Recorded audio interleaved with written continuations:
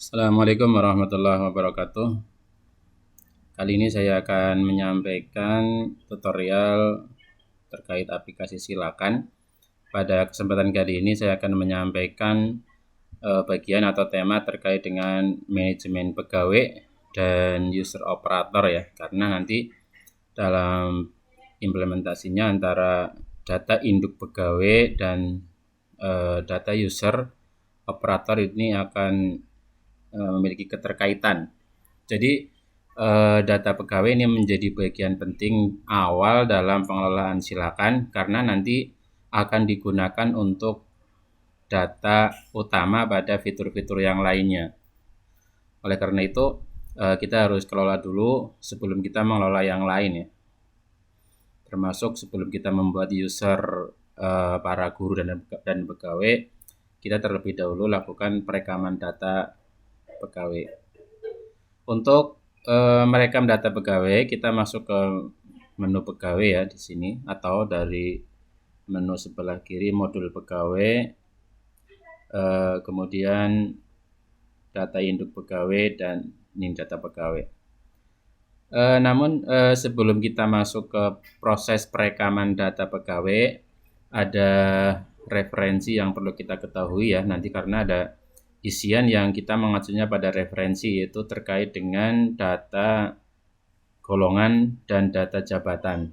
Nanti bisa dilihat dulu di sini, dan ini sifatnya custom atau bisa diedit atau disesuaikan dengan kondisi yang ada di lembaga atau di sekolah. Cuma ini memang contoh aja ya, kami mengacu pada aturan yang ada di ASN mungkin ya, golongan-golongan tertentu. Dan begitu juga jabatan. Di sini untuk jabatan juga custom, bisa disesuaikan dengan kondisi yang ada di sekolah. Ini contoh kode ya, kode jabatan dan nama jabatan. Kita kembali ke data pegawai. Untuk merekam data pegawai, kita bisa melakukan perekaman data secara manual, yaitu dengan menambah. Di sini di menu tambah, kita isikan data-data yang diperlukan ya. Nanti diisi yang bisa diisi. Ini untuk yang berbintang merah harus diisi di awal ya. Untuk yang lain masih bisa dikosongkan atau nanti diisi atau dilengkapi lebih lanjut. Namun pada tutorial kali ini saya akan menyampaikan perekaman data dengan template ya, biar cepat. Kita bisa download template. Kita menu upload. Ini di sini ada template ya. Download, silakan di-download. Ini cuman saya sudah ada data pegawai yang sudah saya punya. Saya jelaskan saja mungkin pada bagian-bagian template-nya ya.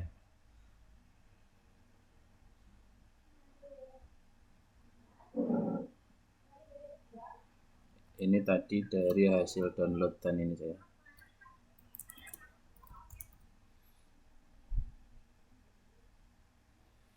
Ini untuk urutan kolom. Ini nomor, ini diisi 1 dan seterusnya, atau kosongkan juga nggak apa-apa. Untuk nomor urut, ini kita isi dengan nomor urut yang nantinya akan kita gunakan untuk pengurutan data kepegawaian. Misalnya kalau di sistem kepegawaian itu namanya daftar urut kepangkatan ya. Jadi si A ini di paling atas, terus selanjutnya si B, dan ini bisa diatur lewat sini juga nomor urutnya. Kemudian NIP, ini untuk ASN bisa di NIP secara sesuai kenyataan ya, sesuai SK, atau untuk non ASN bisa diisi NIK ya, nomor induk kependudukan, atau misalnya lembaga atau sekolah punya sistem NIP tersendiri juga bisa dimasukkan NIP yang berlaku. Kemudian nama, jenis kelamin diisi P atau L ya. Tempat lahir, tanggal lahir, ini diisi dengan format tahun, bulan, dan tanggal. Begitu juga TMT awal, TMT di sini. TMT awal misalnya ini ASN ya, diangkat tahun berapa. Kemudian TMT di sini dia misalnya mutasi ke sekolah lain. maka di sekolah ini dia mulai tahun berapa. Kemudian untuk kolom jenis tugas ini hanya ada 2 pilihan, yaitu guru atau pegawai, ya, isi guru untuk guru dan isi pegawai untuk pegawai. Nah, ini penting di sini karena nanti akan mempengaruhi fitur-fitur yang muncul pada role pegawai ya. Jadi misalnya di sini guru, maka nanti di role ketika dia login ke role pegawai nanti akan muncul menu jurnal mengajar. Tapi kalau di sini isinya pegawai, maka menu jurnal mengajar tidak ada. Maka ini harus dipastikan sudah sesuai. Kemudian jenis ASN ini ada 3 pilihan, ada PNS, ada PPPK, dan non. Ini non artinya non ASN ya. Kemudian golongan, ini sebagaimana tadi saya sampaikan di referensi golongan. Ini pakainya kode yang digunakan di referensi golongan. Kemudian nomor SK, TMT juga tahun, bulan, tanggal, formatnya. Untuk jabatan juga sebagaimana tadi ada di referensi jabatan ya. Untuk subjabatan ini adalah mungkin penjelasan dari jabatan yang dia miliki. Misalnya di sini dia dari referensi jabatan dia guru ahli media misalnya. Nah, ini penjelasannya dia guru mapel misalnya. Kemudian nomor SK, TMT jabatan juga tahun, bulan, tanggal. Kemudian sertifikasi ini ada 3 pilihan isian. Ada sudah, belum, atau non. Non artinya non sertifikasi. Misalnya kalau guru tapi belum sertifikasi maka isinya belum. Tapi kalau pegawai maka isinya non ya, karena untuk pegawai kan tidak ada sertifikasi. Kemudian jenis mapel sertifikasinya, kemudian NIK ya.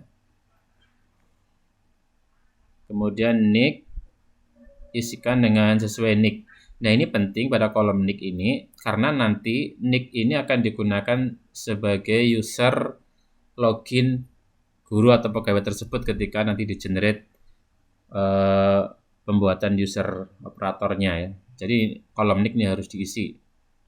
Kemudian NUPTK, ID, NPWP, dan kemudian alamat, telepon. Nah, ini kode pendidikan. Ini nanti sebenarnya kalau pengisiannya lewat manual ini sudah otomatis ya. Ini kode I berarti dia S2, H berarti dia S1, ada G berarti dia D3, kalau D berarti dia SMA. Kemudian lembaga pendidikan, kemudian tahun atau tanggal dia lulus, ada nomor rekening, dan ini yang terpenting juga pada kolom AK ini harus diisi aktif ya, karena nanti tampil datanya pada data pegawai induk aktif. Nah, sudah ya, ini saya hapus saja.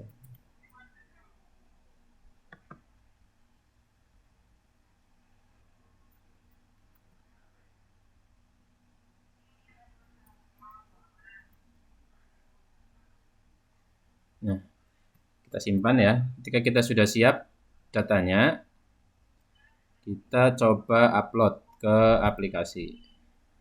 Ya, ini tadi dari sini ya, dari menu pegawai kita upload. Kita cari filenya, kita coba upload.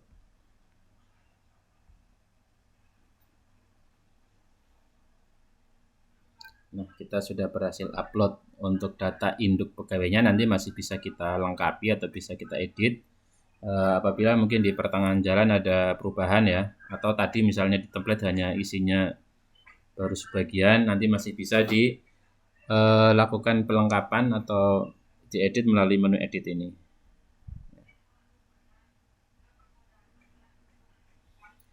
Yang selanjutnya setelah kita memiliki data induk pegawai,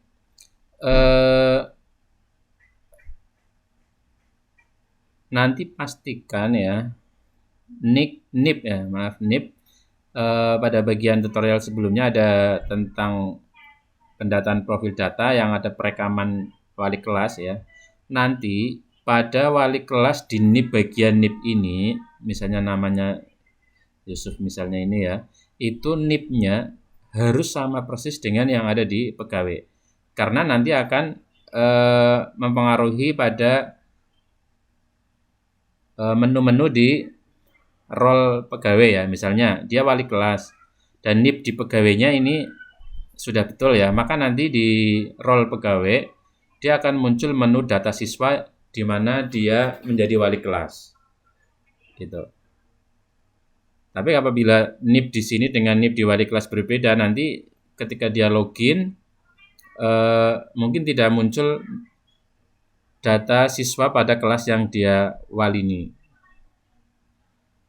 Nah, setelah kita memiliki data induk, kita masih bisa mengelola data dokumen kepegawaian ya, bisa kita upload dokumen-dokumen yang dimiliki oleh pegawai ya, misalnya ada KTP, KK dan sebagainya. Di sini ada beberapa kategori dokumen.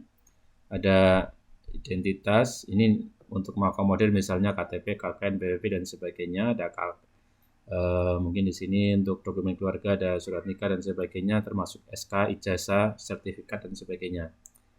Nanti bisa ditambahkan di ini menu tambah ya.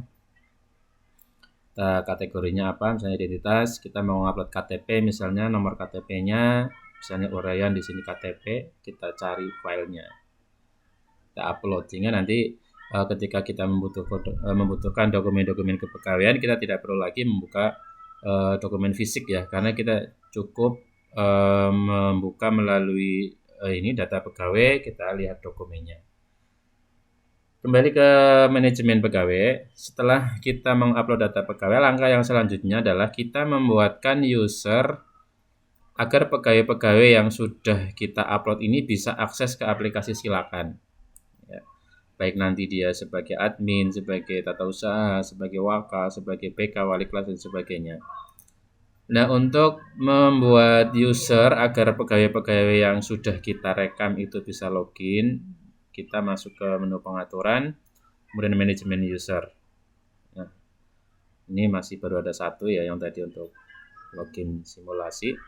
Nah, untuk menambahkan user, kita sebenarnya bisa melakukan penambahan secara manual di sini ya, satu-satu. Nama guru atau pegawainya, NIP, NIK dan sebagainya. Nah, ini kami rekomendasikan untuk username, meskipun di sini ada NIK ya. Username itu yang direkomendasikan adalah NIK ya. Jadi NIK guru atau pegawai tersebut, NIK-nya. Nah, termasuk di sini untuk yang generate user dari data pegawai, kita coba ya. Itu juga nanti defaultnya usernya NIK dan passwordnya NIK ya. Kayak untuk misalnya ini saya generate ya, kita generate simpan user. Kita tunggu prosesnya. Nah, ini sudah tergenerate, berarti pegawai-pegawai tersebut sudah bisa login.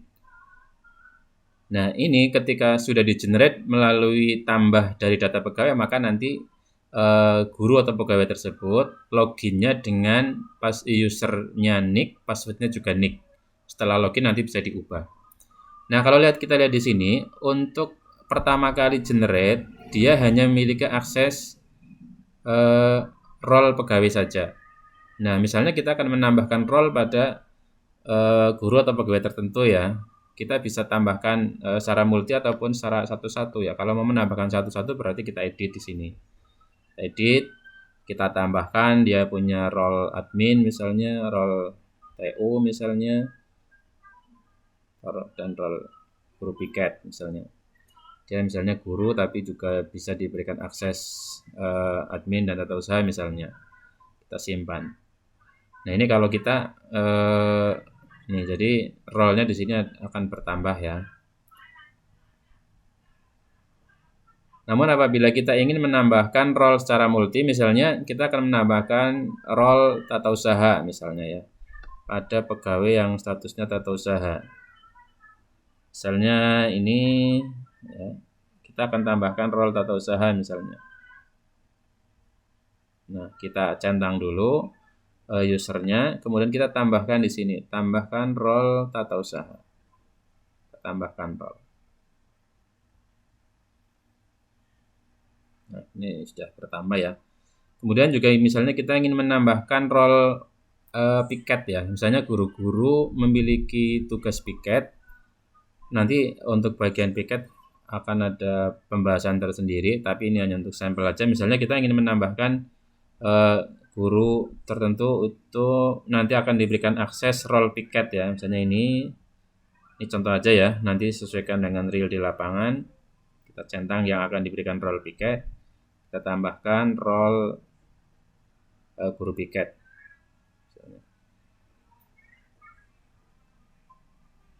Nah, begitu juga misalnya ada guru BK, kita ingin memberikan role guru BK kepada guru yang ada, misalnya ini, kita role guru BK.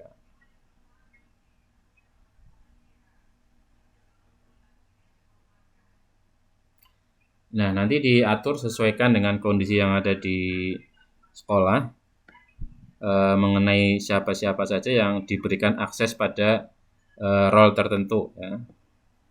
Nah, kemudian kembali ke data pegawai.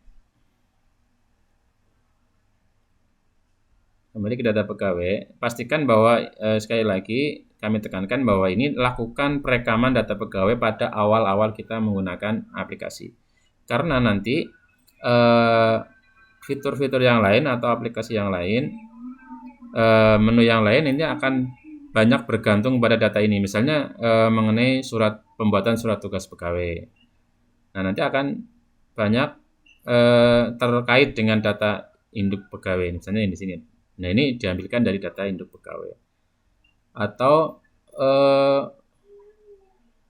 daftar hadir misalnya untuk pembuatan daftar hadir. Ini juga datanya diambil dari data pegawai yang ada.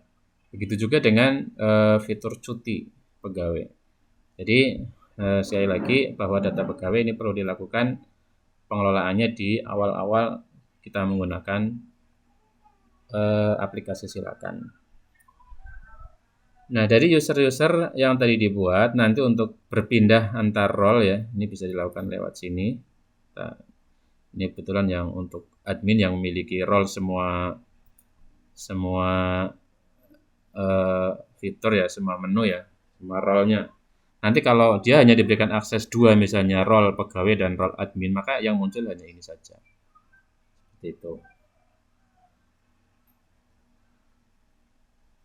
Nah, ini tutorial atau pembahasan tentang manajemen pegawai dan manajemen user untuk para guru dan pegawai. Semoga bisa memberikan gambaran dan bermanfaat.